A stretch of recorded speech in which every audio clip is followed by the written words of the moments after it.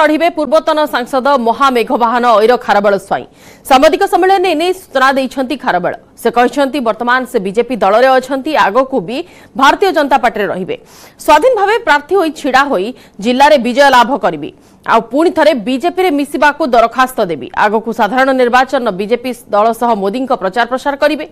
राज्य सभापति मनमोहन सामल और केन्द्रमंत्री धर्मेन्द्र प्रधान बालेश्वर जिलार सांसद रूपे नाँ को केन्द्र को सुपारिश करथिले किंतु किछि कुचक्री नाँ को बाद देइछंती।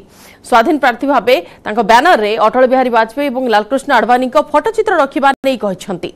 भारतीय जनता पार्टी बालेश्वर जिलार सांसद प्रार्थी प्रताप षडंगी जीति पारिबे नाही बोली खारबेल कहछंती।